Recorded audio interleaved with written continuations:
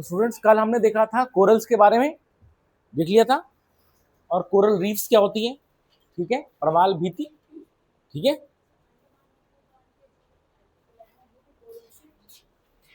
तुम्हारे जो है कोरल्स तुम्हारे लक्षद्वीप के कुछ आइलैंड्स हैं, अंडमान निकोबार में कुछ जो है क्या वॉल्केनिक भी हैं, और ऐसा माना जाता है कि पूर्वांचल जब आगे बढ़ता है तो वो आगे मतलब अंडमान निकोबार के पहाड़ हैं, मतलब जो पहाड़ है ना पूर्वांचल के पहाड़, ऐसा माना जाता है कि हिमालय जो है हिमालय ऐसे में टर्न हो गया, पूर्वांचल के पहाड़ बन गए, यही आगे जाकर के ये ऐसे में है, और फिर ये पोर्शन समुद्र में डूब गया। अब जो बचा वो हो गया तुम्हारा अंडमान निकोबार, वॉल्केनिक भी है, समझ में आ गया ये चीज।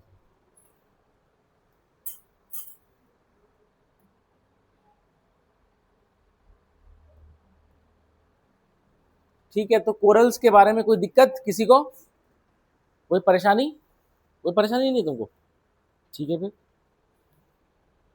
तो हमने लिख तो दिया था ना कल कोरल्स के बारे में।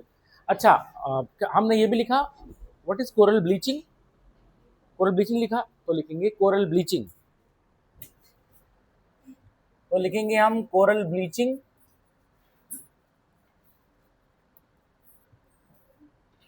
अच्छा सुनो तो कोरल ब्लीचिंग बेसिकली क्या होती है कि ये एक सेल है, किसका, कोरल का सेल है, ठीक। जनरली ये क्या होता है, ये होता है कलरलेस, ये क्या होता है, कलरलेस होता है, लेकिन उसमें जो है कुछ एल्गी, उसमें एल्गी होती है कुछ, बाहर पानी में एल्गी है, इस एल्गी को हम बोलते हैं ज़ूज़ेंथेल एल्गी, ज़ूज़ेंथेल एल्गी, समझ आ गया क्या नाम है उसका, ज़ूज़ेंथेल एल्गी। तो ज़ूज़ेंथेल एल्गी जो है वो तुम्हारे सिम्बायोटिक एसोसिएशन में रहती है, किसके साथ, कोरल के साथ, ठीक है ना। ये अब ये जहां रहेंगे ज़ूज़ेंथेल एल्गी, तो वो उस तरह से कलर को, मतलब उनका जो कलर होगा उसको वो उस सेल को प्रोवाइड करा देंगे। मेरी बात में आ गई, मतलब ऐसे होगा कि ये जहां पर हैं, मेरी बात में आ गई, जहां रहेंगे तो हम देखेंगे जैसे इस सेल में है तो ये हमें जो है इस रंग का दिखाई देगा, फॉर एग्जाम्पल ये अगर पर्पल है तो हमें पर्पल रंग का ये दिखाई देगा। तो depending on the colour of zooxanthellae algae, ठीक है ना, जो कोरल्स हैं वो उस रंग के दिखाई देंगे। इज इट क्लियर, ठीक है। तो कोरल ब्लीचिंग में ये हो रहा है कि जो ज़ूज़ेंथेल एल्गी है, ठीक है, वो तुम्हारे इसके अंदर है, और अब जब जो है क्या होगा, वाटर पोल्यूशन है या इन्वायरमेंटल डिग्रेडेशन हो रही है, तो ये जो सेल है ये स्ट्रेस में आ जाएगा, ये किस में आ जाएगा, स्ट्रेस में आ जाएगा, और उस ज़ूज़ेंथेल एल्गी को बाहर एक्सपेल, मतलब बाहर निकाल देगा, उसको एक्सपेल कर देगा। अब इसका मतलब ये नहीं है कि वो मर जाएगा, लेकिन हाँ बड़ा आसानी से जो है ज़ूज़ेंथेल एल्गी उसको जो है फूड प्रिपेयर करके दिया था, लेकिन वो प्रिपेयर अब मतलब अब क्या हो जाएगा कि फूड प्रिपेयर ढंग से नहीं कर पाएगा, अब उसको समुद्र से कैच करना होगा फूड, तो हम देखेंगे कोरल के मरने के चांसेस बढ़ जाएंगे। इज इट क्लियर, हाँ, प्लैंक्टन्स बेसिकली इसमें बहुत सारी चीजें आती हैं उसमें, मेरी बात में आ गई, ठीक है, ये चीज। तो प्लैंक्टन ये बेसिकली क्या है, प्लैंक्टन ही तो है, प्लैंक्टन ही तो है। अब इनके साथ जो प्लैंक्टन सिम्बायोटिक एसोसिएशन में है उसको वो एक एल्गी होती है ज़ूज़ेंथेल एल्गी, और ये ज़ूज़ेंथेल एल्गी क्या कर रही है, ये तुम्हारा जो है पानी से मतलब देखो ये सनलाइट को कैप्चर करेगी, सन कैप्चर करेगी और फूड प्रिपेयर करके देगी। मेरी बात तुमको समझ में आ गई, ठीक है, ये चीज।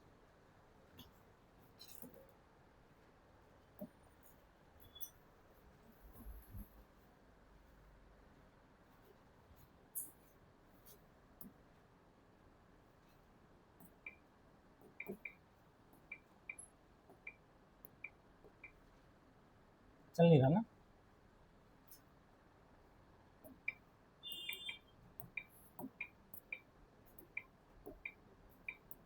नहीं चल रहा है,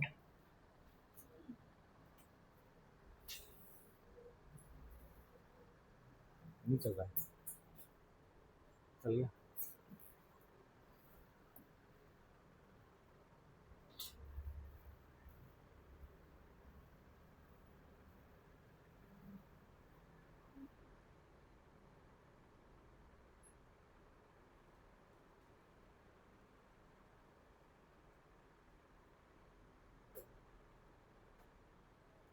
ज़ुज़ेनथिल शैवाल, एल्गी को बोलते हैं शैवाल। ठीक है, ये दिख रहा है, ये एल्गी है, समझ आ गया। इस तरह से जो है हम से नहीं चल रहा है, चलो छोड़ो। इसमें लिखेंगे कोरल ब्लीचिंग। ठीक,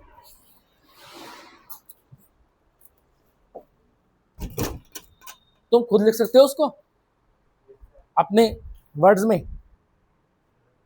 हाँ भाई, लिख सकते हो, चलो लिखो, चलो मैं भी देखता हूँ जरा कैसे लिखते हो तुम। व्हाट इज कोरल ब्लांचिंग या कोरल ब्लीचिंग, लिखो चलो। 10 मिनट में मुझे लिख के दिखाओ, चलो अब मैं कॉपी चेक करूंगा तुम्हारी। कोरल ब्लीचिंग, ठीक है, हिंदी वाले हिंदी में, इंग्लिश वाले इंग्लिश में।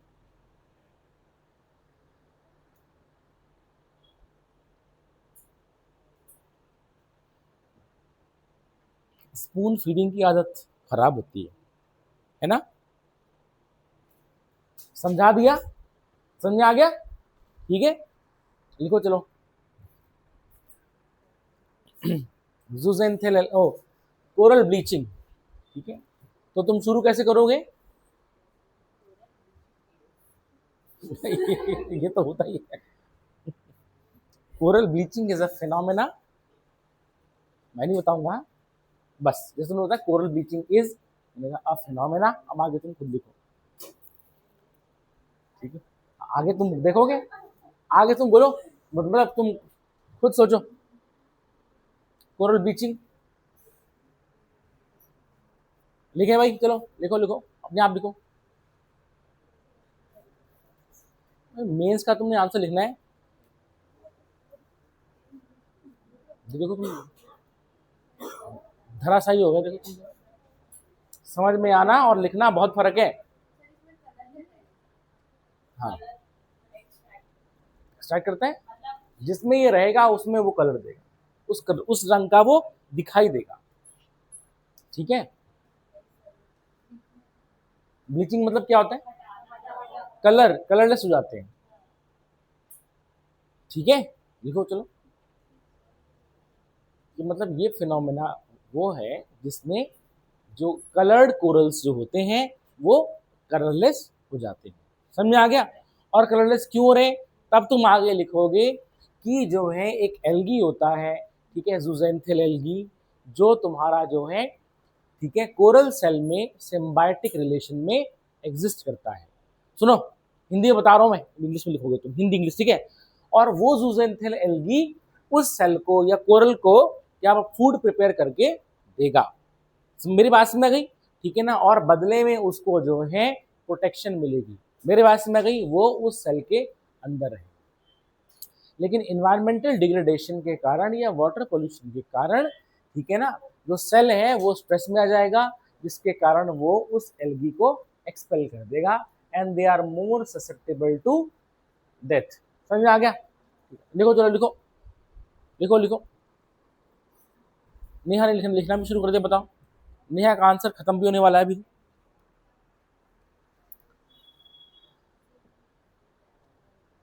हाँ भाई, पंखा ही करना नहीं है, लिख भी लो, पंखा कर रहा है उल्टू वो, लिखो उसको।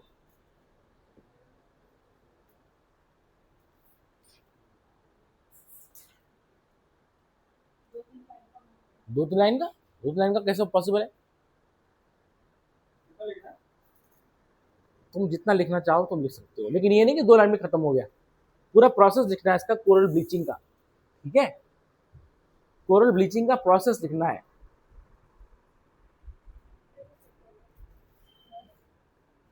कितना लिखा तुमने?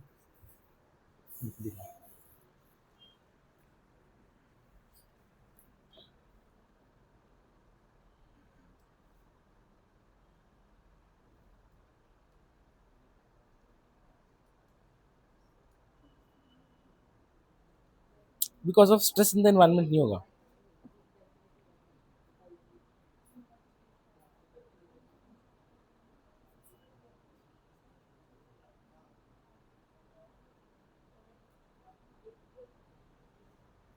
ठीक है, but not up to the mark. ठीक है, सही लिखा हुआ।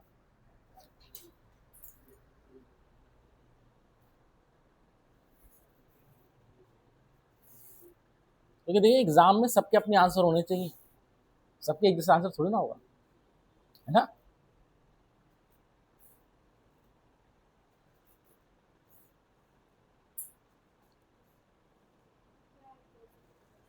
है, देखो पहले तो तुमने डेफिनेशन लिखनी है इसकी, कोरल ब्लीचिंग क्या होता है, ठीक है। फिर तुमने वो प्रोसेस लिखना है कि वो कोरल ब्लीचिंग होता क्यों है। फिर तुम आगे मेंशन करोगे कि मतलब जो है प्लैंक्टन्स का क्या रिलेशन है, सिम्बायोटिक रिलेशन, और वो क्यों रख रहा है उसको अपने पास अंदर, ये चीज़। और फिर फेड क्यों जा रहा है वो। अब जैसे तुम्हें लिखा हुआ कि जो है स्ट्रेस वाला है, थोड़ा पॉइंट गलत है, उसमें तुम्हें लिखना है कि मतलब जो है कि इन्वायरमेंटल कंडीशन के अकॉर्डिंग या वाटर पोल्यूशन के हिसाब से जो कोरल सेल है वो स्ट्रेस में जाता है, जिसके कारण वो ज़ूज़ेनथिल एल्गी को एक्सपेल कर देता है, और वो क्या होता है, कलरलेस हो जाता है। कलरलेस हो जाने के बाद ऐसा नहीं होगा कि उसकी डेथ हो जाएगी, लेकिन जो है उसकी डेथ के चांसेस बढ़ जाएंगे। समझ आ गया, बढ़ जाएंगे। तुम बोलोगे they are more susceptible to death. समझ आ गया।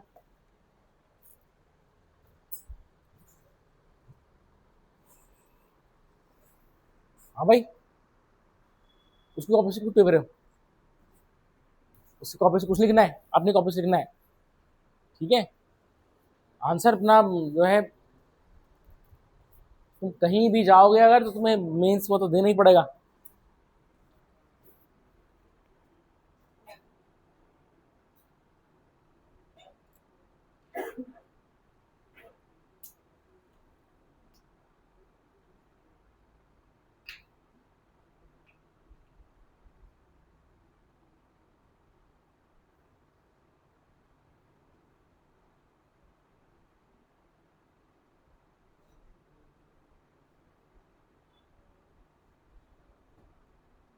अच्छा लिखा हो तुम, ठीक है, ये अच्छा है। हम्म, इसमें तुमने, लेकिन तुमने एक चीज नहीं लिखी कि कोरल ब्लीचिंग में क्या हो रहा है। तुमने सबसे पहले लाइन वही लिखनी चाहिए थी कि कोरल ब्लीचिंग में, ठीक है। तुमने सीधे लिख दिया कि वो एक्सप्लेन कर देते हैं कोरल ब्लीचिंग प्रोसेस क्या होती है, कि उसमें क्या आता है कि प्रवाल विरंजन वह प्रक्रिया होती है जिसमें जो है रंगीन प्रवाल, ठीक है ना, बेरंग होते चले जाते हैं। समझ आ गया, ठीक है, यही तो मेन है। और ये पहली लाइन लिखनी चाहिए तुमने, ठीक है। ईशानी, बहुत हो गया, चलो अब लिख दिया। हाँ भाई।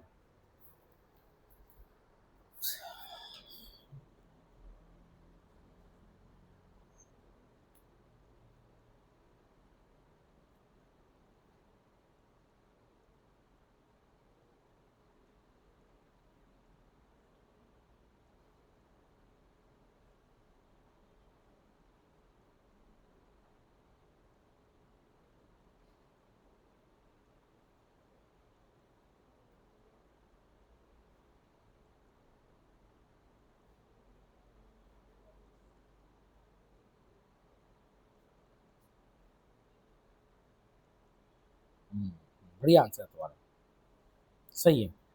ऐसे आंसर लिखना है।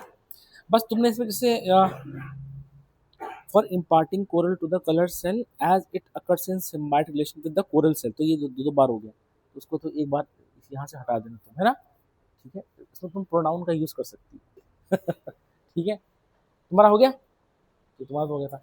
हाँ भाई, अब लड़कों की कॉपी देखता हूँ भाई, तुमने लिखा नहीं। ये तो मैंने सुनना ही नहीं था आज, मैं तो कल का समझा रहा हूँ ये। झूठ बोल रहे हो। ठीक है, बताओ। अगर तुम आंसर नहीं लिख पा रहे हो ना, मैं बता रहा हूं, मैं सच बता रहा हूं कि you are not fit for any exam, you are fit only for the group C exam, बस, क्योंकि उसमें टिक वाला आता है ना। तो तुम जो है आर ओ क्लियर कर सकते हो, तुम कोई एग्जाम क्लियर, सिविल तो बात की बात है। अगर तुम्हारा हाथ चल नहीं रही है ना, मैं बता रहा हूँ, you should quit the civil services, और आर ओ जितने भी हैं। तुम क्या कर रही हो भाई? हैं? मैं तुम्हें बता रहा हूँ सच, ठीक है। अगर तुम्हारा हाथ ही नहीं चल रहा है, मुंह ही मुंह चल रहा है तुम्हारा, अगर, ठीक है, तो मैं बता रहा हूँ तुम छोड़ दो, तुम गलत भाई। तो तुम फिर सिर्फ ग्रुप सी के लिए हो, जहां पर एक एक पेपर होगा, टिक करके बस हो जाएगा। समझ आ गया? कोई भी तुम पेपर दोगे, आर ओ का दोगे, ग्रुप ओ वाला, लोअर पीसीएस है, इन डेप्थ आ रहा है, वही तो। कहां से लिखा तुमने? अच्छा, कोरल ब्लीचिंग ना।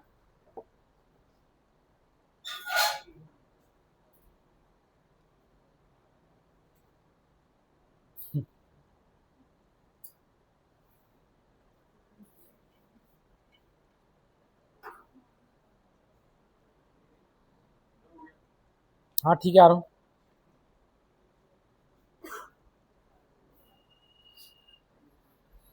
हाँ ठीक है, थोड़ा सा उसको और इम्प्रूव कर सकती हो तुम।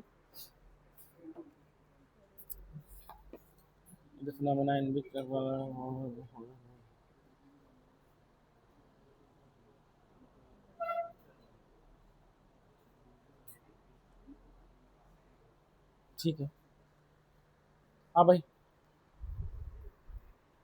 कोरल ब्लीचिंग लिखो तुम, लेट आ रही हो तुम।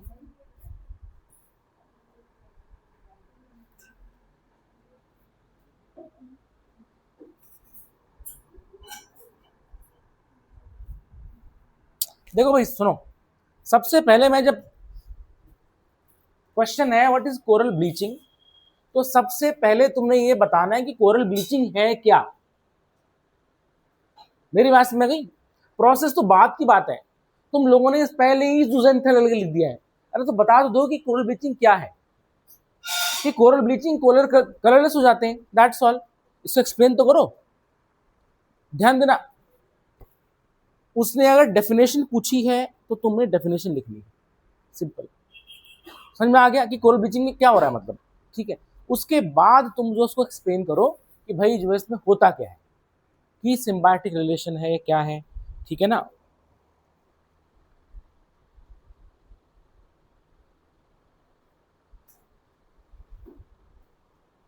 ठीक है, तुम भी सबसे पहले डेफिनेशन के हिसाब से, ठीक है, बट इसमें थोड़ा सा इम्प्रूवमेंट और होना चाहिए। हाँ, जो कि कोरल ब्लीचिंग होता क्या है ना, उसकी डेफिनेशन लिखनी है, ठीक है ना, ये चीज़। उसके बाद प्रोसेस लिखना है, ठीक है ना, और फिर बाद में लिखना है सिम्बायोटिक रिलेशन के बारे में।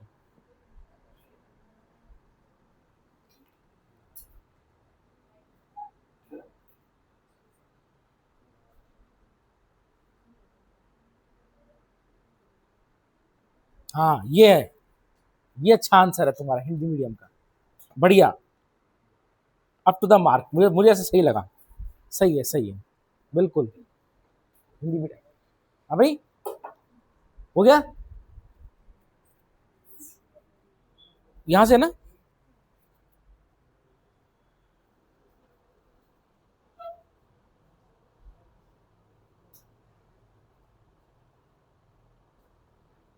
ठीक है, बट ऐसा आंसर एग्जाम में नहीं चलेगा, ठीक है ना, ऐसे में नंबर नहीं मिलेंगे। समझ आ गया? ठीक है, ठीक है, सही लिखा हुआ तुम लोगों ने, जो भी है कोशिश करो, ठीक है, आगे बढ़ते हैं हम, ठीक। और इसको तुम सुनो, घर जाओ, ये नहीं कि तुम जो है गूगल से लिख रहे हो, मेरी बात समझ आ गई ना, अपने शब्दों में लिखना है, क्योंकि वहां मेंस में क्या होगा, वहां थोड़ा ना तुम गूगल खोलोगे, और वहां तो सवाल ऐसे आएंगे कि मतलब पहले समझ आएगा कि बोलना क्या चाह रही है, पहले उसको समझना होगा, उसके बाद तुम जो है उसमें फिर कितना लिखना है, क्या लिखना है, फिर तुम्हें ये भी देखना होगा कि वर्ड लिमिट कितनी हो रही है। मेरी बात समझ गई? ज़्यादा तो नहीं लिख रहे हम कहीं। तो पहले सोचना है, पहले समझना है क्वेश्चन को, फिर उसकी क्या है, मन ही मन में क्या करना है, उसका पैराग्राफ बनाना। उसका पहले में ये लिखेंगे, दूसरे में लिखेंगे। समझ में आ गया? ज़्यादा तो नहीं हो रहा है इस तरह से। तो ये चीज़, और ये तभी हो पाएगा जब तुम रेगुलर प्रैक्टिस करोगे इसकी। मेरी बात तुमको समझ आ गई? पहली बार तुमने लिखा, चलो अच्छा लिखा, ठीक है, लेकिन ये है कि उसकी तुम आदत डालो, प्रैक्टिस करते रहो उसकी, ठीक है। आगे चलेंगे हम। अब हम लिखेंगे कोरल रीफ्स की के सरवाइव की एसेंशियल कंडीशन क्या होती है। तो लिखेंगे इसमें, हेडिंग डालेंगे, the reef building coral survives, the reef building coral survives under the following conditions.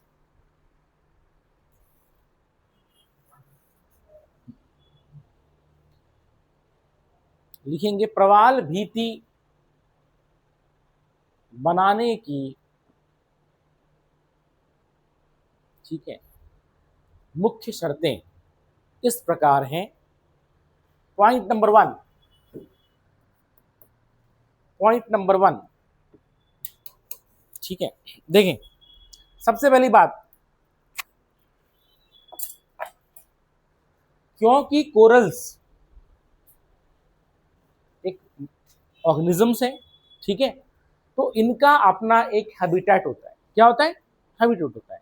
मतलब कितनी कंडीशन, मतलब कितना टेम्परेचर होगा, क्या होगा, इस तरह से। तो यहां पर ध्यान देना कि पानी का टेम्परेचर 20 डिग्री सेल्सियस से नीचे नहीं जाना चाहिए। उससे ऊपर है तो ठीक है, उससे नीचे नहीं जाना चाहिए, क्योंकि फिर ये मर जाएंगे।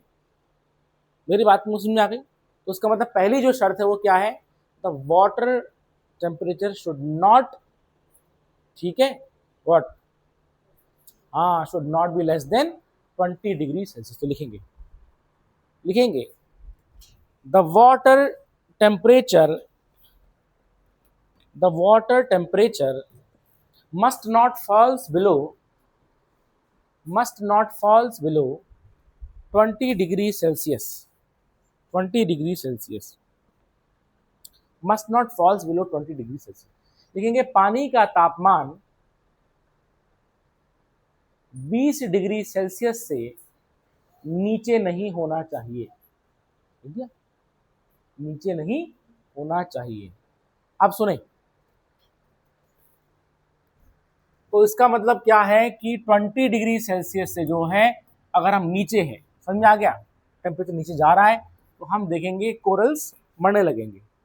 इसका मतलब क्या है? पहली बात, पोलर रीजन्स में ये नहीं पाए जाएंगे। पहली बात, कहाँ नहीं पाए जाएंगे? पोलर रीजन्स में नहीं पाए जाएंगे, ठीक है।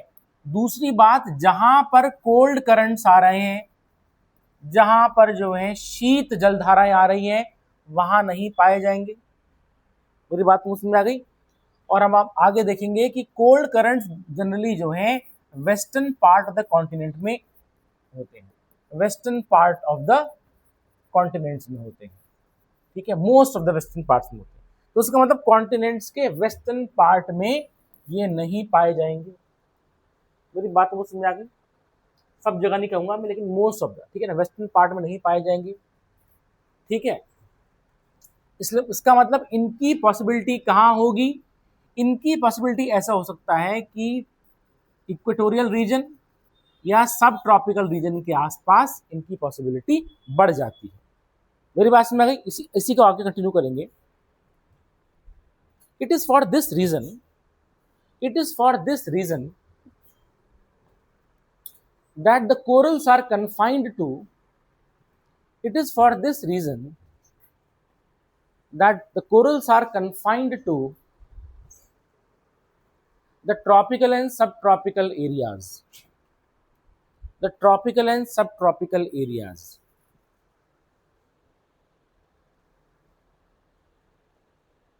ठीक है। क्यों? क्योंकि वहां पानी गर्म है। इसी के आगे कंटिन्यू करो, लिखे,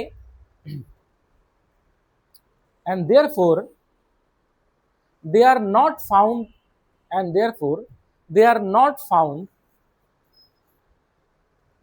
in the polar regions, comma,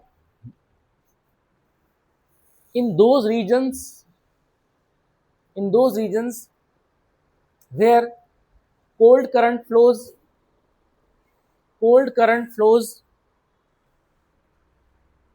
comma, and mostly in the western parts of the continents,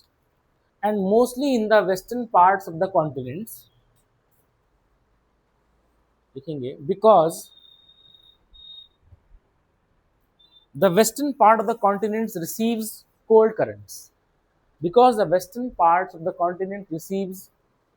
currents,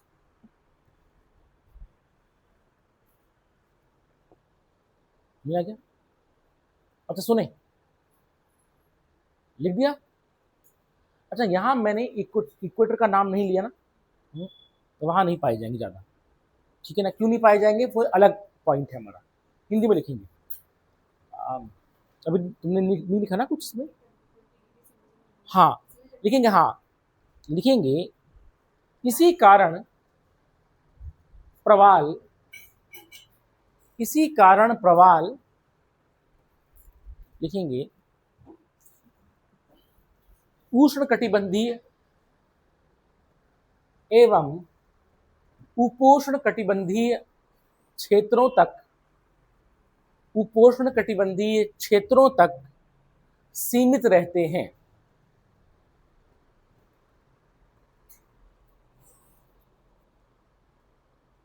ठीक है, लिखेंगे प्रवाल ध्रुवीय क्षेत्रों,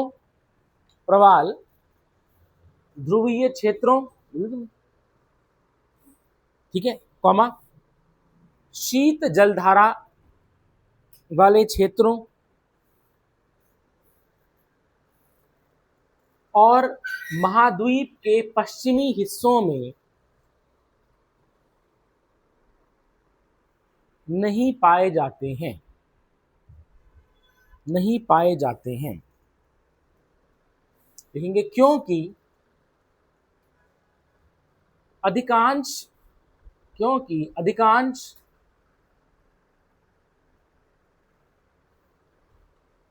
महाद्वीपों के पश्चिमी हिस्सों में शीत जलधारा प्रवाहित होती है, जलधारा प्रवाहित होती है।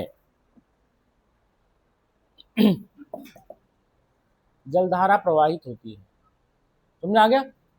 ठीक है, पॉइंट नंबर टू देखें, दूसरा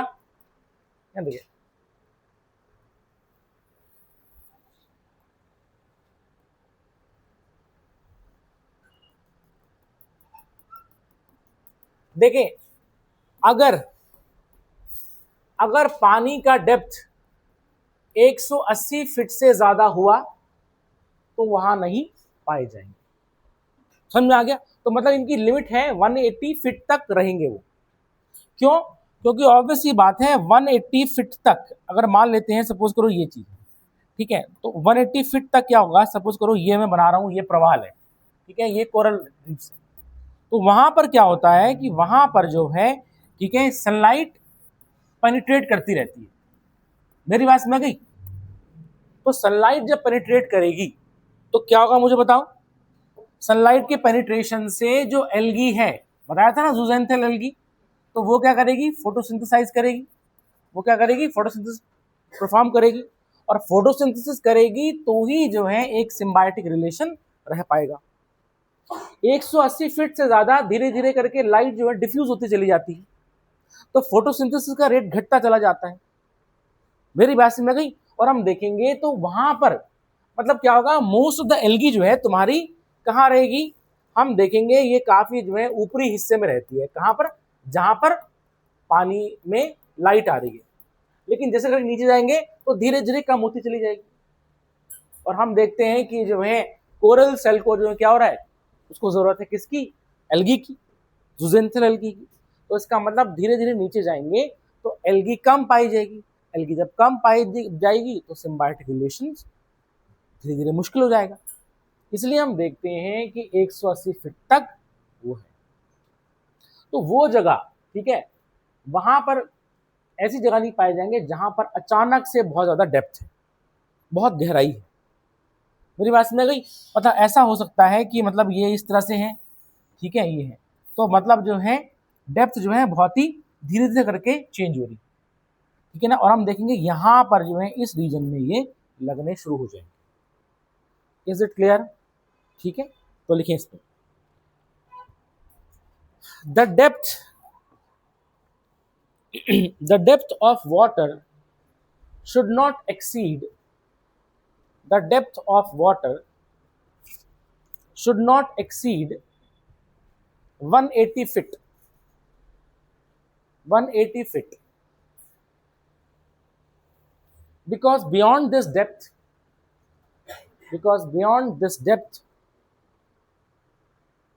the photosynthetic algae because beyond this depth the photosynthetic algae देखेंगे have a lesser chance of survival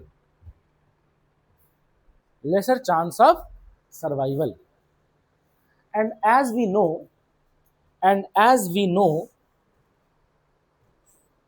these algae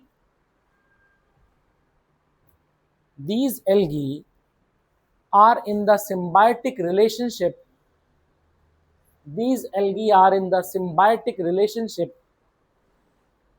with the coral cell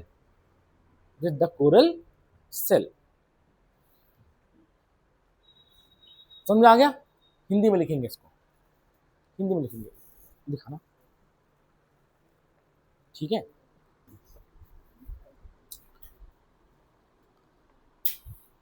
कहां से? यही है, हाँ ठीक है। लिखिए, पानी की गहराई 180 फीट से अधिक नहीं, सुनो भाई, समुद्र की गहराई बोलेंगे ना इसको हम, समुद्र की गहराई 180 फीट से अधिक नहीं होनी चाहिए। 180 फीट से लिखो भाई, 180 फीट से अधिक नहीं होनी चाहिए, क्योंकि इस फीट से नीचे लिखेंगे, हाँ क्योंकि इस गहराई से नीचे लिखेंगे शैवाल, इस गहराई से नीचे शैवाल के जीवित रहने की संभावना घट जाती है, जीवित रहने की संभावना घट जाती है। और लिखेंगे सिम्बायोटिक रिलेशन को क्या बोलते हैं? सिम्बायोटिक बोल देते हैं लिखेंगे क्या लिखा आपने? और लिखेंगे कोरल कोशिका और प्रवाल के बीच में सिम्बायोटिक संबंध होता है, सिम्बायोटिक संबंध होता है। मेरी बात समझ गई? Is it clear?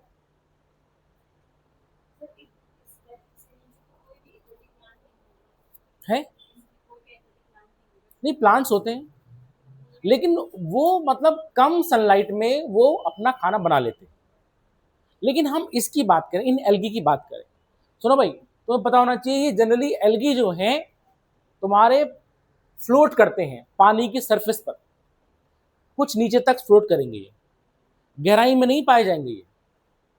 Is it clear? तो मैक्सिमम एल्गी कहां पर है?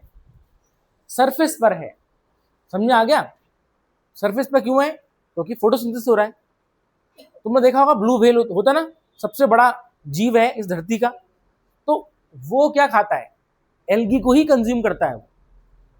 मेरे ये मछली उछली कुछ नहीं खाता वो। हाँ, वो इतना बड़ा जानवर है, उतना बड़ा मुंह खोलेगा, और क्योंकि एल्गी एल्गी है, माइक्रोस्कोपिक है, मुंह खोलेगा और उसके जो है दांत वो फिल्टर काम करते हैं, पानी अलग और एल्गी उसके पेट में, माइक्रोस्कोपिक। और वो तुम्हारा फिर जो है, चाहे तुम्हारा फाइटोप्लैंक्टन हो चाहे तुम्हारा जू प्लैंक्टन हो, उसको वो कंज्यूम करता है।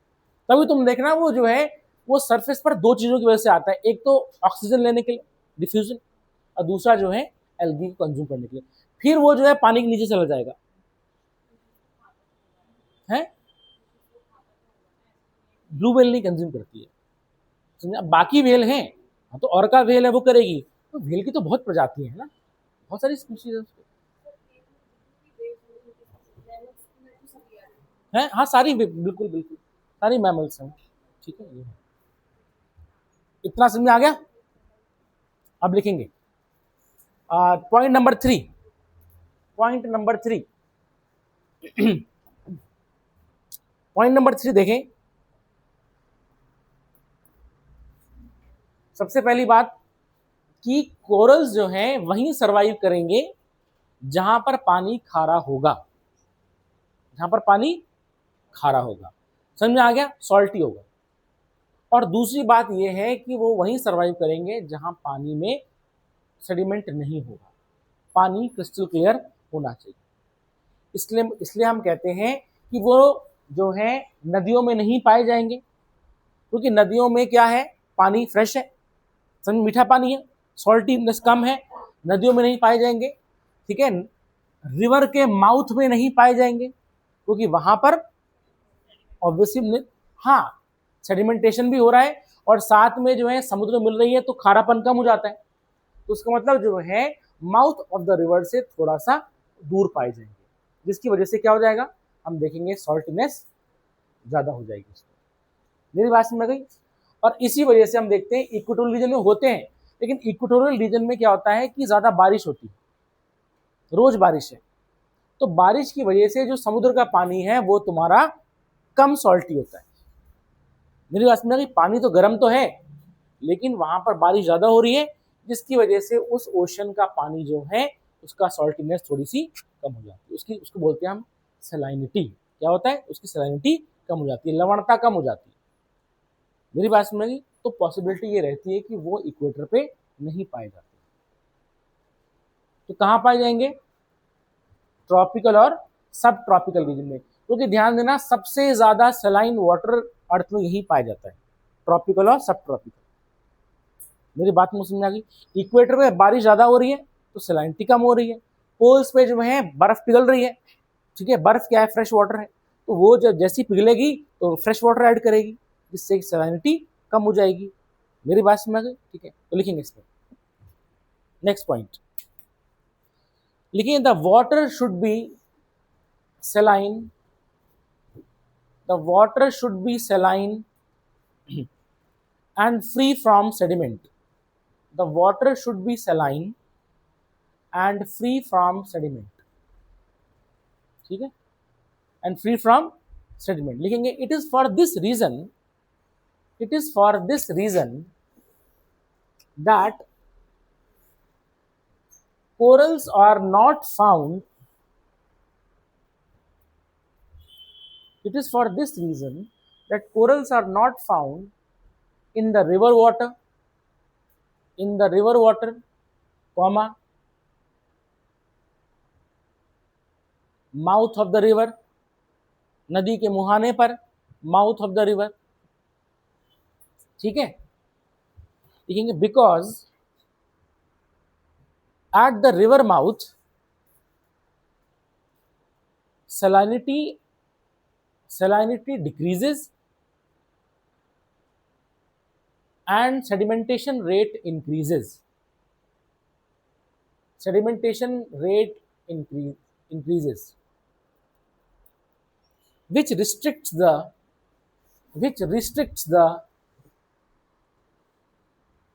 coral formation, which restricts the coral formation. Divya Hindi में लिखेंगे। लिखें, समुद्र का पानी खारा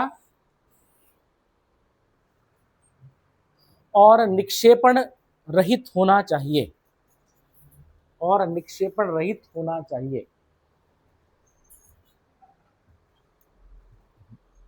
इसी कारणवश प्रवाल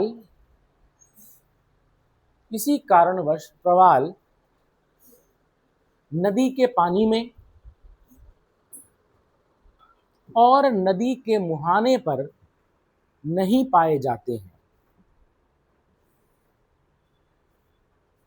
क्योंकि नदी के मुहाने पर पानी की लवणता घट जाती है, पानी की लवणता घट जाती है और निक्षेपण दर बढ़ जाती है, निक्षेपण दर बढ़ जाती है।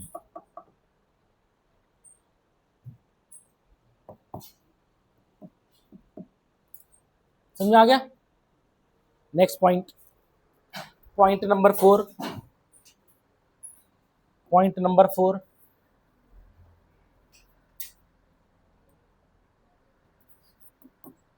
सुनिए। अब यहां देखिए, बड़ा इंपॉर्टेंट पॉइंट है।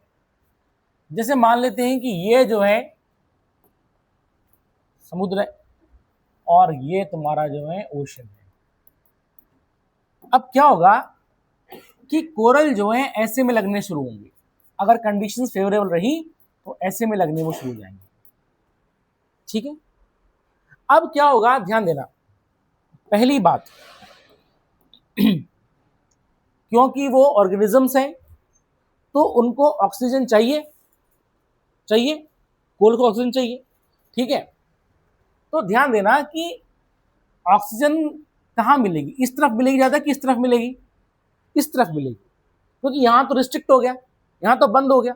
अब ये क्या है कि जो है समुद्र का पानी आ रहा है यहाँ पर, तो यहाँ से जो है पानी में ऑक्सीजन डिजोल्व रहती है, तो वो तुम्हारी आएगी तो उनको ऑक्सीजन मिलेगी। तो अब क्या होगा, देखें, कोरल्स जो हैं आगे की ओर बढ़ने लगेंगे, इस तरफ बढ़ने लगेंगे, ऊपर नहीं।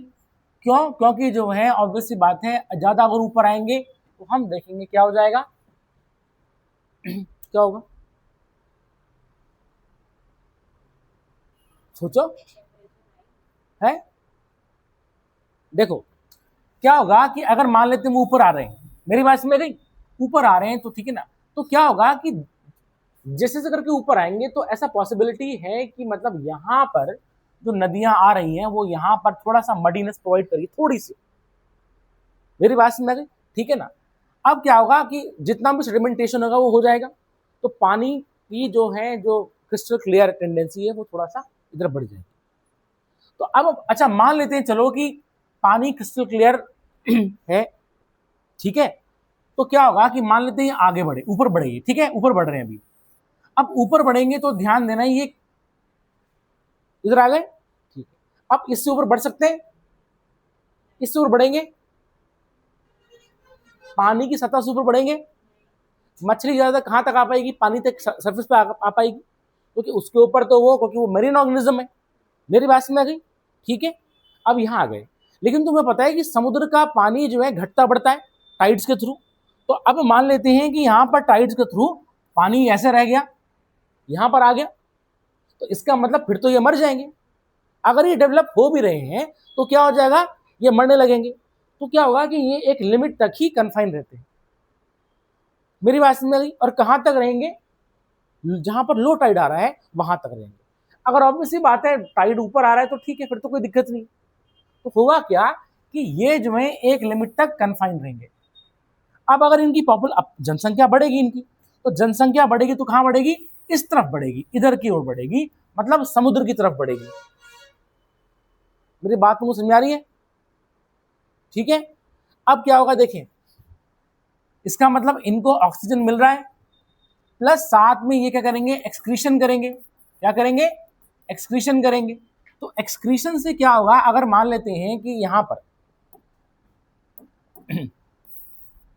ठीक है ऐसे में, अब क्या होगा कि अगर जो है ये ऊपर बढ़ते हैं तो एक्सक्रीशन, यहां पर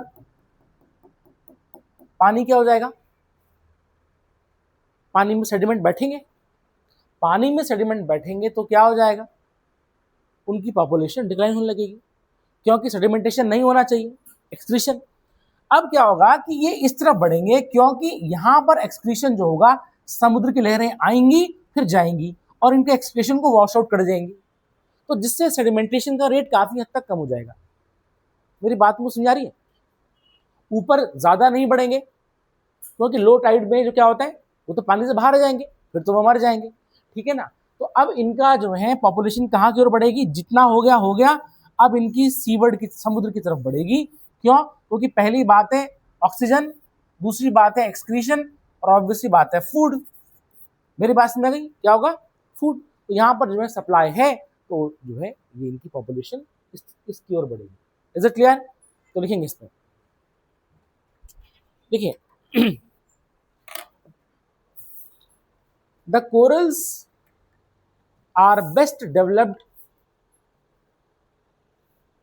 on the seaside,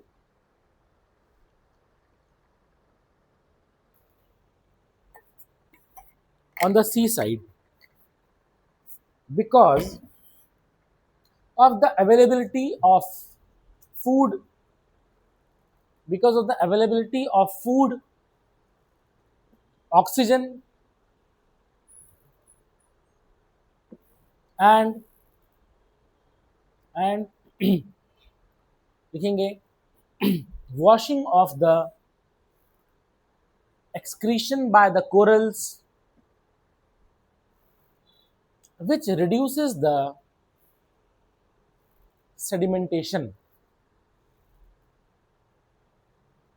ठीक है, which reduces the sedimentation. Is it clear? इसमें लिखेंगे it should be noted that, लिखेंगे the onshore waves, it should be noted that the onshore waves brings oxygen and food, brings oxygen and food to the corals,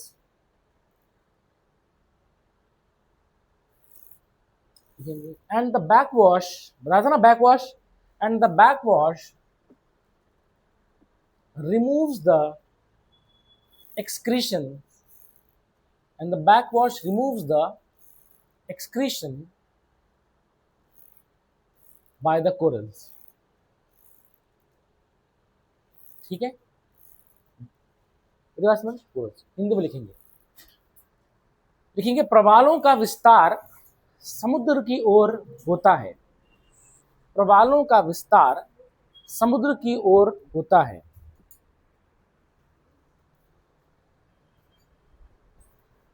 क्योंकि क्योंकि समुद्र की लहरें, क्योंकि समुद्र की लहरें तटों पर भोजन और गैसों को लाती हैं, भोजन और गैसों को लाती हैं, और लहरों का बैकवॉश, एक्सक्रीशन को क्या बोलेंगे हिंदी में, एक्सक्रीटरी सिस्टम को क्या बोलेंगे,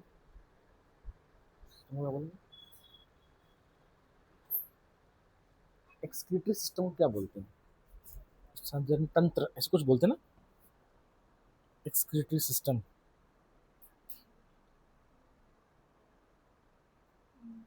एक्सक्रीटरी सिस्टम इन हिंदी, उत्सर्जन प्रणाली। हाँ, आपने क्या लिखा, लहरों का बैकवॉश प्रवाल द्वारा उत्सर्जन को बहा ले जाता है, जिसके कारण पानी में निक्षेपण की दर, जिसके कारण पानी में निक्षेपण की दर घट जाती है, घट जाती है। क्या तुमको मेरी बात समझ आई? ठीक है, घट जाती है। तो सुने भाई, ये था तुम्हारा क्या, कोरल रीफ्स और उनकी एसेंशियल कंडीशन सर्वाइव की, ठीक है, ये चीज है। अब हम लिखेंगे टाइप्स ऑफ कोरल रीफ्स, ठीक है ना, प्रवालों के प्रकार। तो कोरल रीफ्स जो है 3 टाइप की होती है, fringing reef, barrier reef and atolls. Fringing reef, barrier reef and atolls,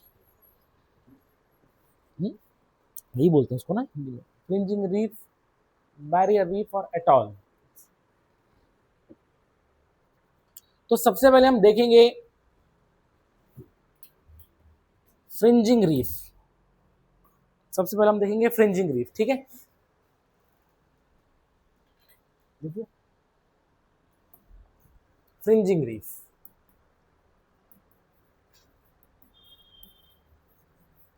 देखिए अब जैसे मान लेते हैं कि ये कोस्ट है,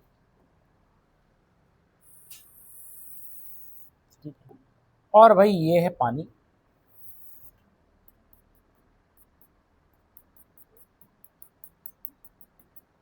अब फ्रिंजिंग रीफ बेसिकली क्या होता है, तट पे लगनी शुरू होगी, कोस्ट पे लगनी शुरू होती है, मतलब ऐसी एसेंशियल कंडीशन बनी तो वो क्या हो जाएगी, वो तुम्हारी कोस्ट पे लगनी शुरू हो जाएगी।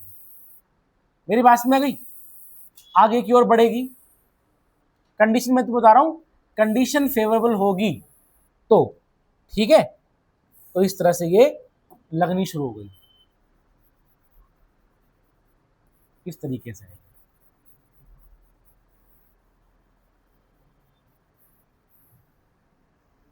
ठीक है, और क्या होगा, अच्छा मुझे बताओ एक्सटेंड कहां होगी वो, समुद्र की तरफ एक्सटेंड होगी वो, इज इट क्लियर, ठीक है, और इस तरह से जो है ऐसे करके मैक्सिमम कहां तक आएगी, सरफेस तक आ सकती है वो बस। और यहां पर उसका मतलब ये है, अगर ऐसा हो रहा है तो उसका मतलब यहां पर लो टाइड ज्यादा नीचे नहीं जा रहा है, क्योंकि तुमको पता होना चाहिए कि हाई टाइड लो टाइड जो है अर्थ के अलग अलग रीजन्स में अलग अलग लेवल पे आते हैं। मेरी बात समझ गई, तो इस तरह से है। अब ध्यान देना यहां पर जो है, ठीक है,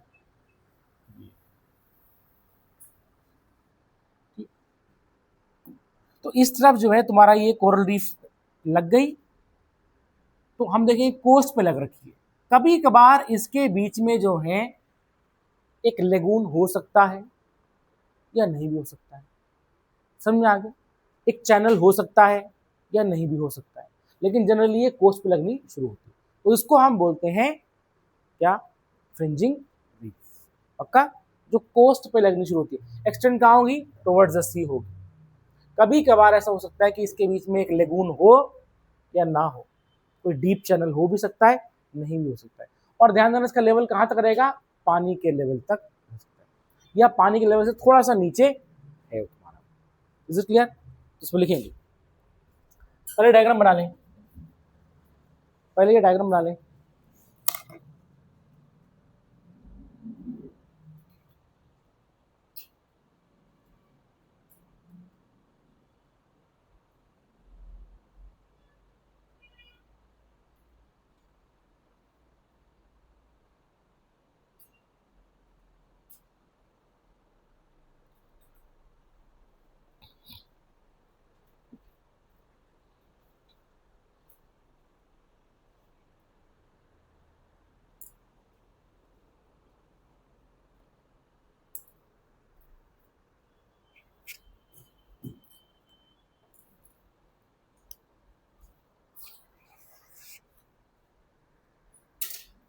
ठीक है।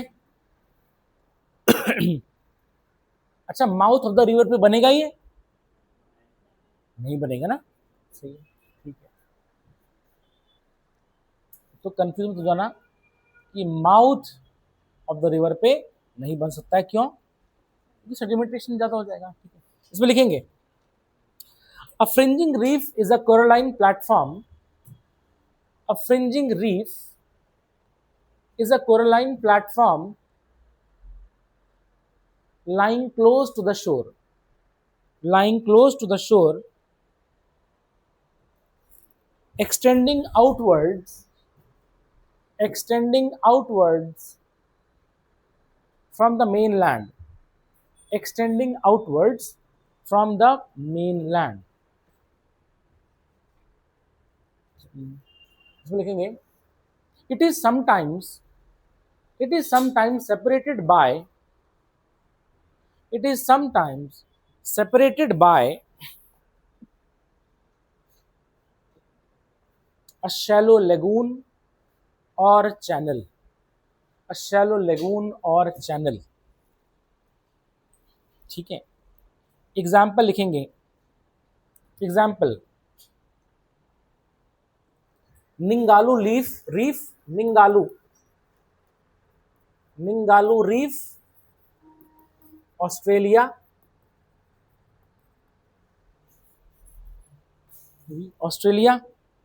ठीक है, कॉमा, रेड सी फ्रिंजिंग रीफ, लाल सागर फ्रिंजिंग रीफ, दिया. Fringing reef, comma, fringing reef of Hawaiian islands, fringing reef of Hawaiian islands,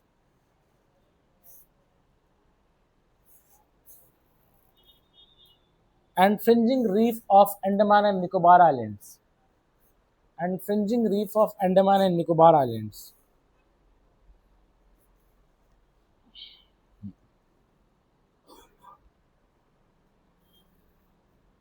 मेरी बात समझ गई?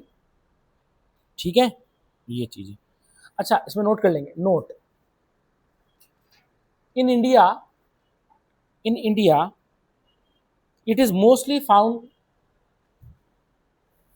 in Andaman and Nicobar Island, Gulf of Kutch and Gulf of Mannar. बहुत important point है, तुम्हारे exam में आएगा. ठीक है, ये चीज है. हिंदी में लिखेंगे. लिखेंगे फ्रिंजिंग रीफ तटों पर लगनी शुरू होती है और उसका विस्तार तट से समुद्र की ओर होता है, और उसका विस्तार तट से समुद्र की ओर होता है. लिखेंगे कभी कभार तट और प्रवाल भीति के बीच में, कभी कभार तट और प्रवाल भीति के बीच में एक छिछला लेगून या चैनल होता है. ठीक है, एग्जाम्पल, उदाहरण के तौर पर ऑस्ट्रेलिया का निंगालू प्रवाल भीति, ऑस्ट्रेलिया की निंगालू प्रवाल भीति. दूसरा एग्जाम्पल क्या बताया था मैंने? दूसरा एग्जाम्पल क्या था? अंडमान निकोबार. तीसरा लाल सागर पर लगने वाली प्रवाल भीति. हवाईयन द्वीप लगने वाली प्रवाल भीति, और हवाईयन द्वीप ये कहाँ है? प्रशांत महासागर में है ना. ठीक है, प्रशांत महासागर.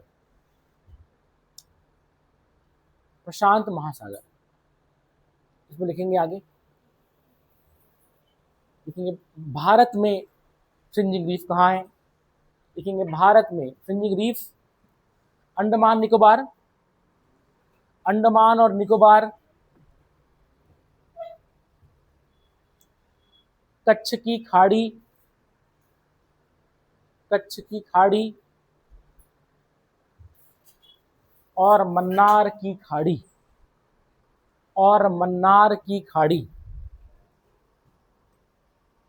मन्नार की खाड़ी। बात में आई?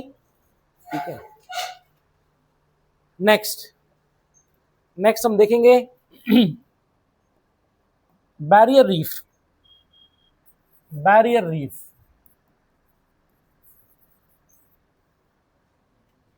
देखें,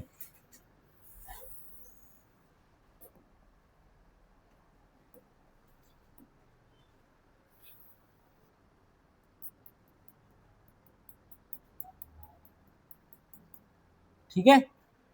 अब यहां देखें, अब क्या होता है कि ये जो प्रवाल भीति है, ये जो रीफ है, ये कोस्ट से थोड़ी दूर पे लगनी शुरू हो रही है, क्योंकि हो सकता है कि कोस्ट में कुछ सेडिमेंटेशन हो, मेरी बात में थोड़ी मिट्टी हो, तो ये क्या होगा, ये जो है थोड़ी दूर पर लगनी शुरू होगी। मेरी बात को समझा गई? ठीक है। और हम देखेंगे इसका विस्तार कहाँ होगा, एक्सटेंशन कहाँ होगा, फिर समुद्र की तरफ होगा। Is it clear? तो ये आगे की ओर इस तरह से फैलती रहेगी। और यहां पर हम देखेंगे कि इसके यहां पर एक डीप चैनल या लेगून होगा ही होगा। मेरी बात समझ गई? बैरियर मतलब कोस्ट और इसके बीच में एक बैरियर है। कौन? नहीं, बैरियर किसका है? लेगून का है। तो हम बोलेंगे ये क्या है? It is a lagoon. It is a lagoon और चैनल। और ये कैसे होगा? थोड़ा डीप होगा ये। मेरी बात समझ गई? ठीक है, तो उसको बना लो।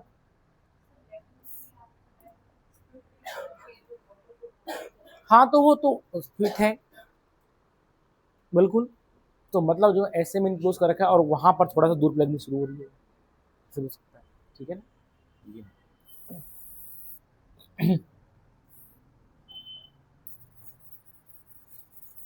तो उसको बना लो।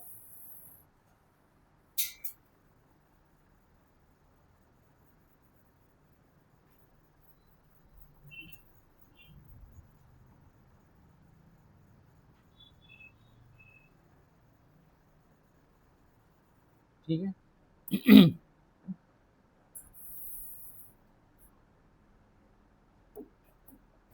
ये चीज है।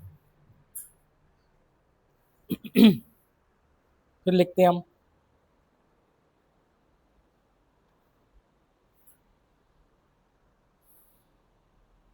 फ्रिंजिंग रीफ को हिंदी में क्या कहते होंगे? छोड़ो।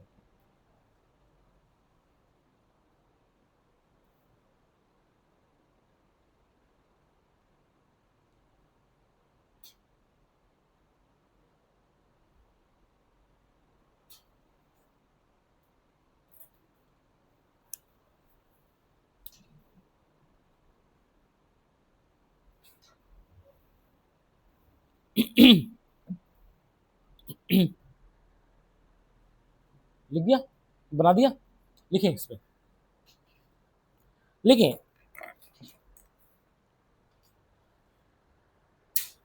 लिखेंगे this type of barrier reef, sorry this type of reef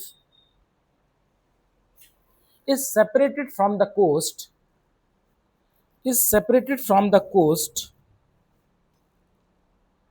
by a deep channel, by a deep channel or lagoon। देखेंगे the reef is partially submerged, the reef is partially submerged। ठीक है, फुल स्टॉप। अब सुने, यहां पर देखें, अभी पूरा नहीं हुआ, यहां देख, ये तो साइड से, अब अगर मैं ऊपर से देखूंगा तो मुझे कैसे दिखाई देगी, ये गौर से देखना। ठीक है, जैसे मान लेते हैं कि ये जो है कोस्ट है, दिस इज द कोस्ट, ये कोस्ट है। अब यहां पर और जो है इसके बीच में, मेरी बात समझ गई, ये बैरियर रीफ लगनी शुरू होगी। ठीक है, ये बैरियर रीफ लगनी शुरू हो गई है, इसके बीच में लेगून है। मेरी बात समझ गई? लेकिन ध्यान देना, कंटिन्यूस नहीं लगेगी, ये बीच बीच में जो है इसके टुकड़े हुए रहते हैं, इस तरह से ऐसे करके हुए रहेंगे। मेरी बात तुमको समझ आ गई है? ठीक है। तो it is broken at several places, क्यों? क्योंकि ऑब्वियसली, अच्छा देखो ये क्या है, ये तो पानी है, समझ आ गया, ये पानी है और ये है तुम्हारा जो है ओशन वाटर है। अब पहली बात मुझे बताओ कि ये रीफ किधर की ओर बढ़ेगी, इधर की ओर बढ़ेगी कि समुद्र की ओर बढ़ेगी? यहां क्यों नहीं बढ़ेगी? क्योंकि ऑब्वियसली बात है, एसेंशियल कंडीशन नहीं मिल रही है उसको, ठीक है। दूसरी बात यह है कि ये रीफ बीच बीच में टूटी होगी। क्यों टूटी होगी? क्योंकि ध्यान देना, अगर मान लेते हैं ये कंटिन्यूस रहती, सुने, मान लेते हैं ये कंटिन्यूस रहती, आप सुने, तो ऐसे में क्या होगा, कंटिन्यूस रहती तो यहां पर जो रीफ है, ऑर्गेनिजम्स हैं, यहां पर क्या हो जाएगा, ये अपने एक्सक्रीशन छोड़ेंगे, एक्सक्रीशन छोड़ेंगे, सेडिमेंटेशन बढ़ जाएगा, तो ऐसे में इनकी पॉपुलेशन डिक्लाइन होने लगेगी। मेरी तुमको बात समझ आ गई? क्योंकि सेडिमेंटेशन बढ़ रहा है और साथ में अगर ये पूरा ब्लॉक हो जाएगा तो इनको तो कोई दिक्कत नहीं है, दिक्कत इनको होगी।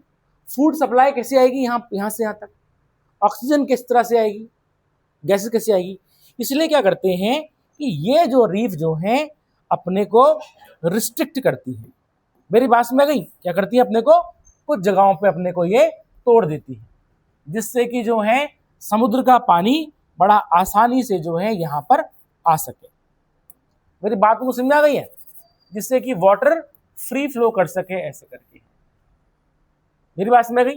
तो मतलब पानी आएगा, इनका सेडिमेंट वॉश आउट करके चला जाएगा और यहाँ पर फूड सप्लाई भी लाएगा, ठीक है, ऑक्सीजन भी लाएगा, सारा कुछ लाएगा। Is it clear? इसलिए जो है ये सब ध्यान देना, अगर डेवलप भी हो रही होंगी यहाँ पर तो क्या हो जाएगा, उनकी पॉपुलेशन डिक्रीज होने लगेगी, तो वहां पर जो है पॉपुलेशन नहीं होगी। मेरी बात समझ, नेचर का लॉ है ना, ठीक है भाई, रिसोर्सेज मिलने चाहिए तभी पॉपुलेशन बढ़ेगी, नहीं होगा तो डिक्रीज होगी। तो ये बीच बीच में टूटी होगी, इसके लिखेंगे, आगे नीचे से लिखेंगे the barrier reef is broken at several places, the barrier reef is broken at several places to allow the free flow of ocean water, which brings food and gases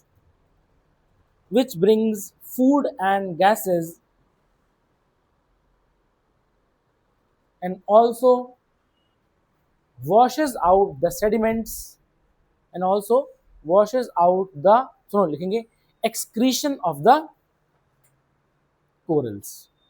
समझ आ गया? ठीक है ये, अच्छा ये डायग्राम बना लेना, देखो ये डायग्राम, ठीक है ये डायग्राम बना लो।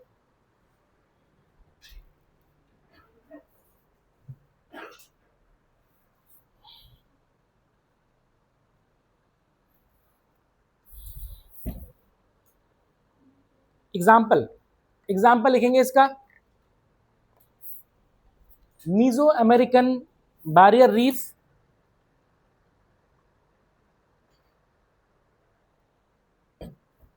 मीजो अमेरिकन बैरियर रीफ कहां पर है, Yucatan peninsula, Yucatan peninsula, Yucatan peninsula, Yucatan कहाँ है, यहाँ देखो मैप, देखो वो देखो दिख रहा है, सेंट्रल अमेरिका दिख रहा है, मेक्सिको के नीचे, साउथ अमेरिका से ऊपर दिख रहा है, strip of land, strip of land जहां पर तुम्हें कोस्टा रिका और ये सब दिख रहे होंगे, निकारागुआ, इस तरह से दिख रहे हैं, ठीक है, ये यहाँ पर है युकाटन पेनिनसुला। तो युकाटन पेनिनसुला में लिखेंगे इसका नेक्स्ट एग्जांपल लिखेंगे new Caledonia barrier reef, new Caledonia barrier reef, ये कहां पर है, लिखेंगे साउथ पैसिफिक ओशन,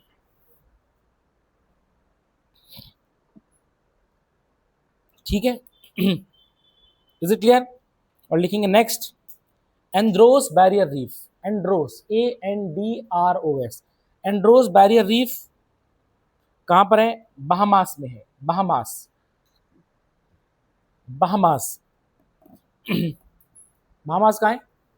यहाँ देखो, अटलांटिक ओशन, ठीक है, अटलांटिक ओशन में जहां बहुत सारे, बहामास दिख रहा है तुम्हें वहां पर? बहामास के पास ही तो जो है बर्मुडा ट्रायंगल है, ठीक है, दिख रहा है बहामास। आगे लिखेंगे हम Florida, Florida reef, Florida reef, Florida reef, Florida reef कहाँ है? फ्लोरिडा में है, मतलब यूएसए, ठीक है, ये चीज है। और लिखेंगे, और दुनिया का सबसे बड़ा बैरियर रीफ कहाँ है? ऑस्ट्रेलिया में, लिखेंगे। And great barrier reef of Australia, लिखेंगे which is the largest barrier reef in the world, largest barrier reef in the world, लिखेंगे। And it is located off the OFF, and it is located OFF off the coast of Queensland, Australia, Australia के Queensland state है उसके पास है, off the coast of Queensland, Australia. Hindi में लिखेंगे, लिखेंगे इस प्रकार के प्रवाल भीति, इस प्रकार की प्रवाल भीति तट से दूर लगनी शुरू होती है और तट और प्रवाल भीति के मध्य, और तट और प्रवाल भीति के मध्य एक गहरा लेगून या चैनल होता है, एक गहरा लेगून और चैनल होता है। देखिए, इस प्रकार की प्रवाल भीति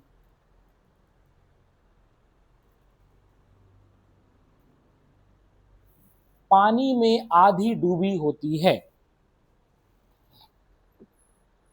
आधी डूबी होती है, लिखेंगे,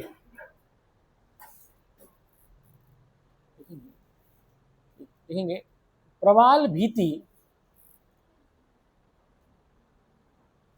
लिखेंगे कई टुकड़ों में बटी होती है, कई टुकड़ों में बटी होती है, जिसके कारण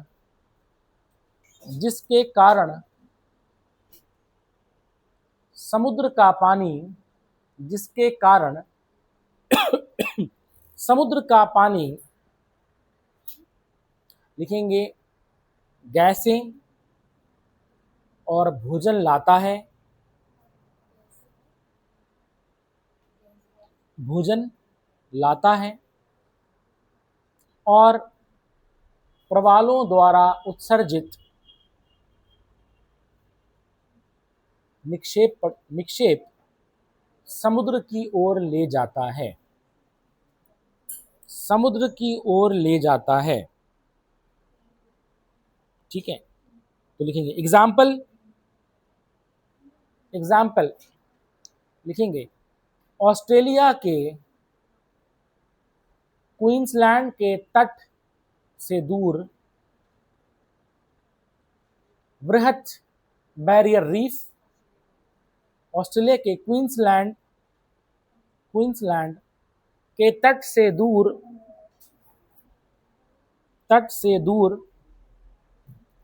वृहत बैरियर रीफ, जो विश्व का सबसे बड़ा बैरियर रीफ है, बैरियर रीफ है। इसका दूसरा एग्जांपल लिखेंगे, मजे नहीं, Meso American barrier reef, Meso American barrier reef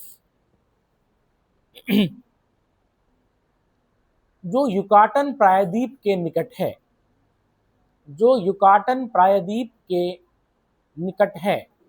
मेरी बात समझ आ गई? युकाटन प्रायद्वीप के निकट है, बातें नहीं। Next, new Caledonia barrier reef new Caledonia barrier reef जो दक्षिण प्रशांत महासागर में स्थित है, जो दक्षिण प्रशांत महासागर में स्थित है, प्रशांत महासागर में स्थित है।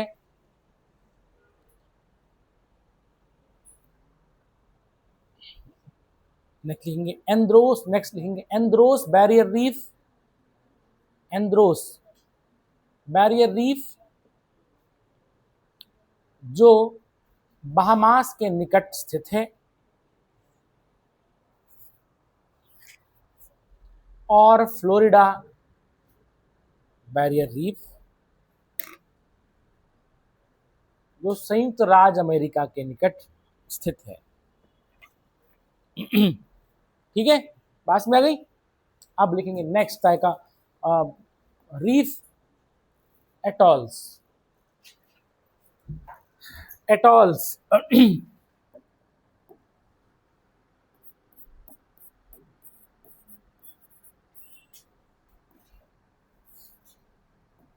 एटॉल्स देखिए, आप सुनो, जैसे मान लेते हैं कि ये जो है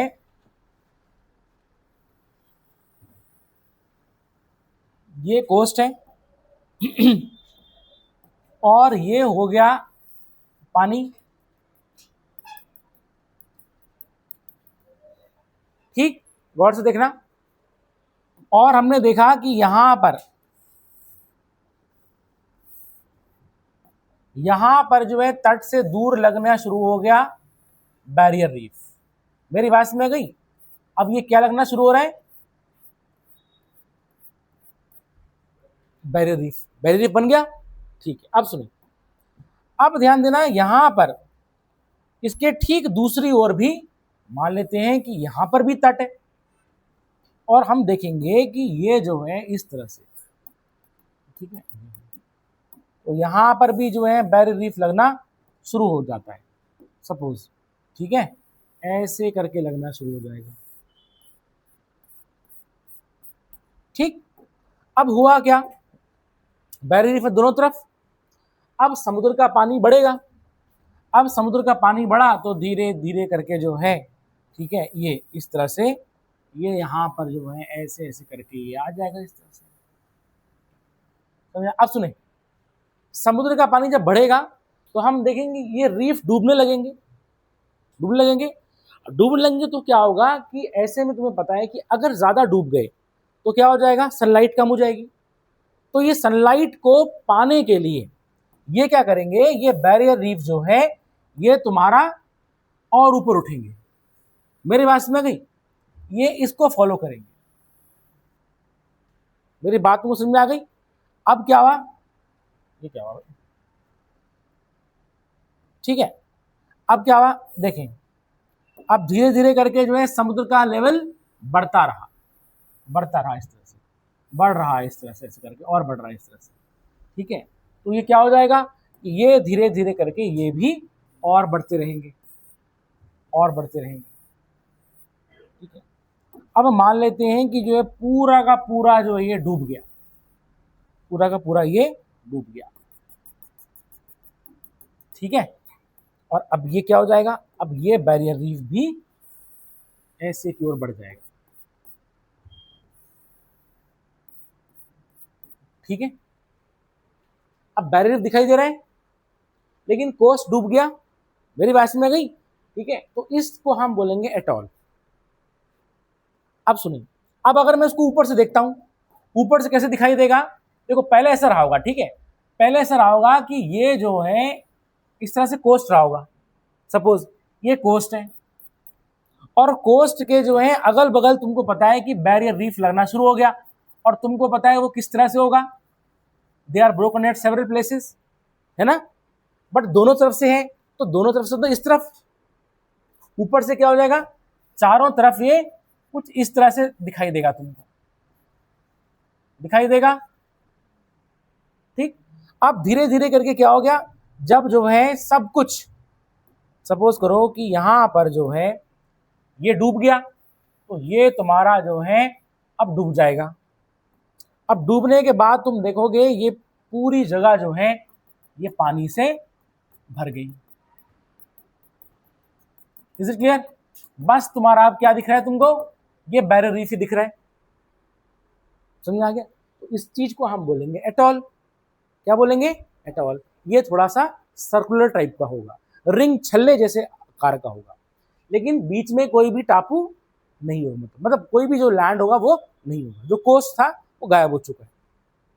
ऐसे में तुम्हारा जो सर्कुलर स्ट्रक्चर है उसको हम बोलेंगे एटॉल। देखो बन तो वो बैरियर रीफ रहा है, लेकिन अब दोनों तरफ है। अब दोनों तरफ को उसको हम क्या कर दें, 3 डायमेंशन में घुमाने, इस तरह से घुमा दें, तो तुम देखोगे ऐसे में एटॉल बन जाएगा। So they are ring like, they have ring like structure.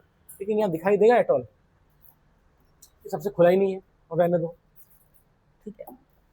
लिखें, पहले इसको बना लो। हाँ बिल्कुल, हाइट जो है ये ऊपर बढ़ा रहे हैं अपनी, मेरी इसमें। और सुनो, ये कब देखा गया? जब आइसें जारी थी, समुद्र का पानी बढ़ रहा था, तो वो भी ऊपर बढ़ रहे थे और लैंड बीच में डूब गया, तो ये एटॉल बन गई, ठीक है।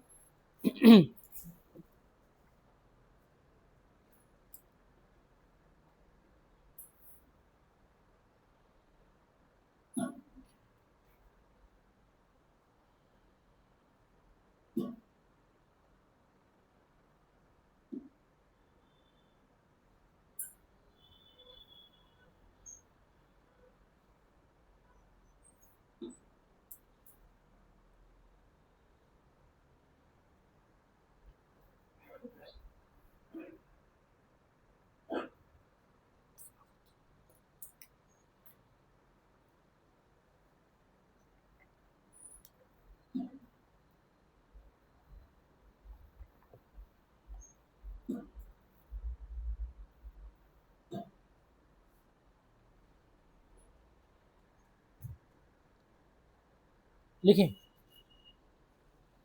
atolls are atolls are similar to barrier reef.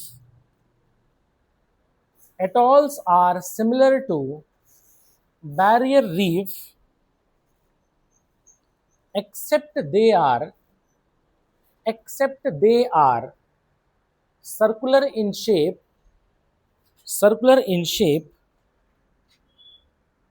enclosing a shallow lagoon,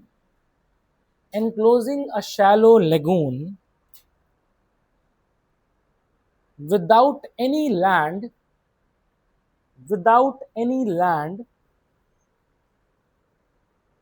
in the center.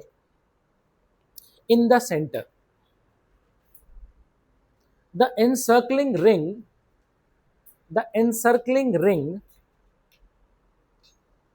is usually broken at several places,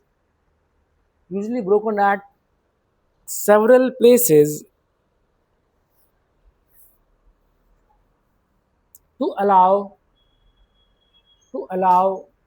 the free flow of water. Example लिखेंगे इसका, मॉलडीव्स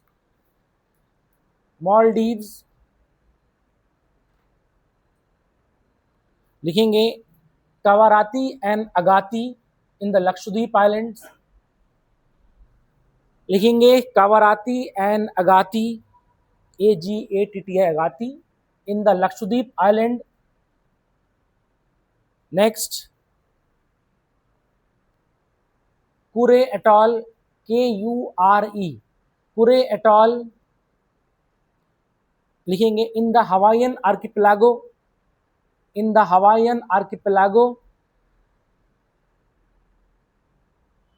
लिखेंगे फुनाफूती एटॉल, FUNAFUTI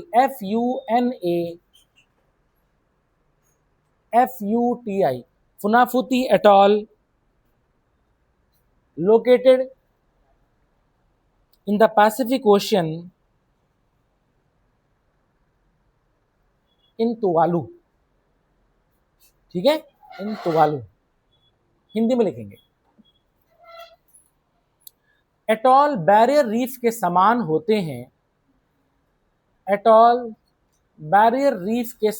होते हैं,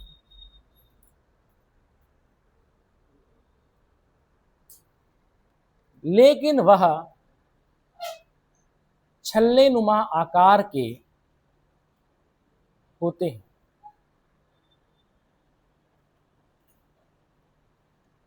इन छल्ले नुमा प्रवाल भित्तियों के मध्य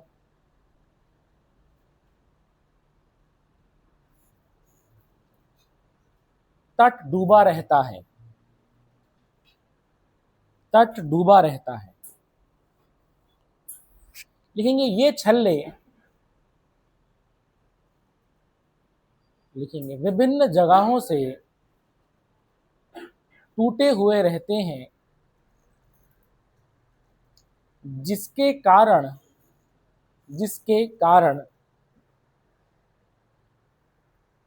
समुद्र का पानी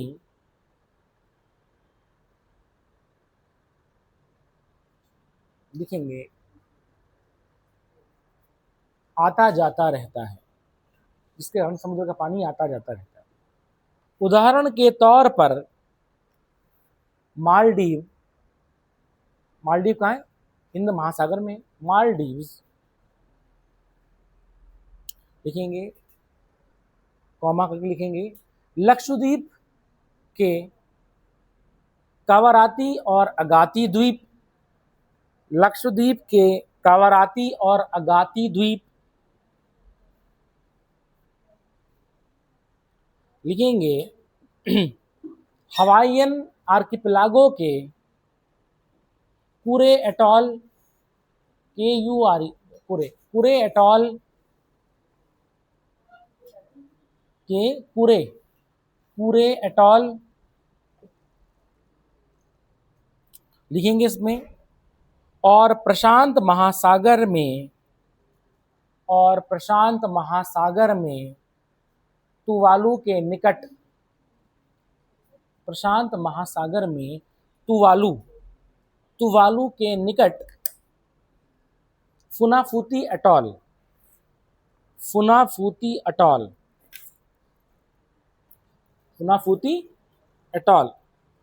So we have completed our chapter and we have completed our geomorphology। समझ में आ गया? कल से हम स्टार्ट करेंगे ओशनोग्राफी। ठीक है, समझ में आ गया? जल नहीं, क्या कहते हैं, समुद्र विज्ञान। ठीक है, हाँ, समुद्र विज्ञान। ठीक है, इज इट क्लियर? तो समझ आ रहा है? ठीक है, फिर और इसको रिवाइज करते रहना। सुनो, ये तुम्हारा हो गया पूरा जियोमॉर्फोलॉजी और इसको तुमने ढंग से पढ़ना है और वो मैं कल ले आऊँगा। ठीक है, हाँ, लेकिन मैं कल देख रहा था कि इस बार बहुत ही मतलब statement 1 is correct, statement 2 is, पहले ऐसे दे रखा है, फिर स्टेटमेंट 1 इज करेक्ट, स्टेटमेंट 2 उसके नीचे से फिर हाँ वही चीज़ है, लेवल बढ़ा दिया है।